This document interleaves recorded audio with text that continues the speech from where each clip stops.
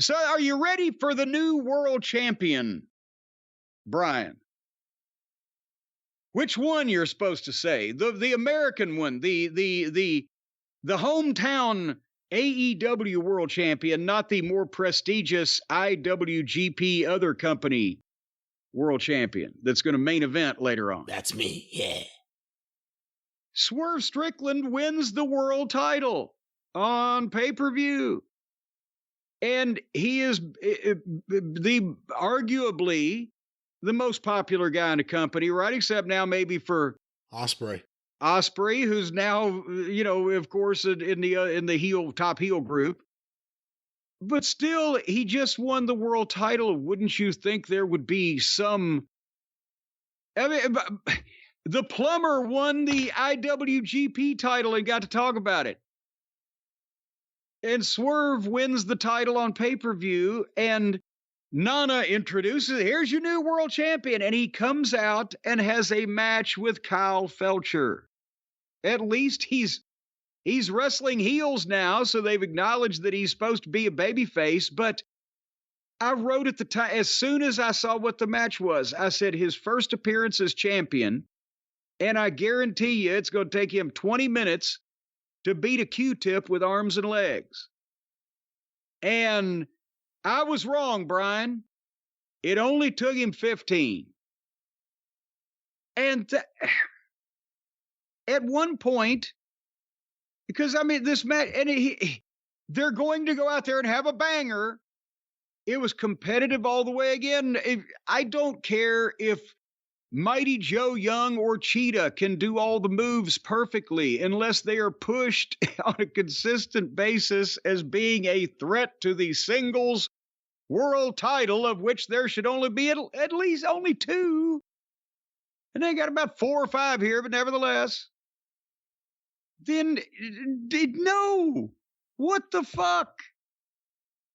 And at one point during the match, it was so important, the new world champion's first, appearance on television, where he didn't say a goddamn word. He just got right into getting his ass kicked by one of the members of the Don Fallis family that just got his ass kicked by Will Ostrich. While Felcher's kicking the shit out of Swerve, they go split screen to the Buckaroos and Jungle Jackoff and O'Cody in the back, walking into Tony Khan's office. This is Tony's name on the door, boom. After they've established on camera the past couple weeks, he sits at Gorilla.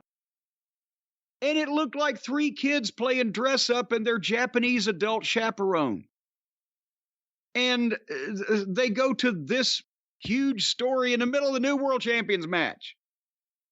And finally, the new world champion hits his double stomp off the top rope finish onto the goddamn guy and covers him and gets a 2 count. And then backs up, and while Felcher sits up on his ass, Swerve runs and kicks him, and it was a wonderful looking kick. Might ought to use that for a high spot sometime every once in a while. But he runs and he kicks him in the head while the guy's sitting on his ass from behind. What a babyface fucking finish. And that got him the 3 count. So he went 1 move too far. And as I said, it only took him 15 minutes to beat a middle card. The guy's not even the top guy in his own fucking group. Your thoughts?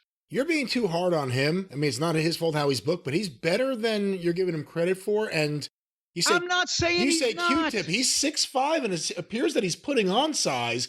The problem is he looks ridiculous.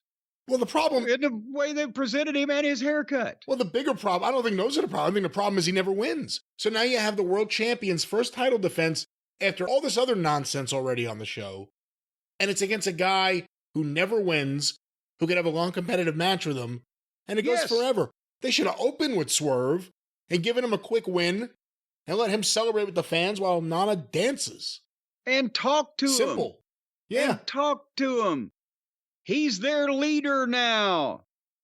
He didn't even get a chance to say thank you to everybody, did he? But anyway, I agree with what you said, and you disagreed with what I was agreeing with you with. I'm not saying that Kyle Fletcher in another goddamn situation couldn't be a top guy. I'm saying the way he's been so far, he ain't, and he's not even the featured guy in his own group, and he's kicking the shit out of the new world champion the first time we see the new world champion. Is what I'm saying to you. I agree with that. All right. But I can't go too crazy about a ridiculous haircut. It is wrestling. Well, and it needs to be less childish ridiculous and more Pampiro Furpo ridiculous. I don't know what, but anyway, I'm not a hairstylist, damn it. But that's going to be next on A&E. We'll talk about this at some future point, but they've devolved Most Wanted Treasures. The season debut become 2 hours of going over to guys' houses and looking through boxes of their tights. I can't wait to see WWE's Most Wanted haircuts when they follow a different superstar every day to the goddamn hair salon to get a fucking haircut. Join Brutus Beefcake as he goes strutting and a cutting every Thursday on A&E. But only if Missy lets him.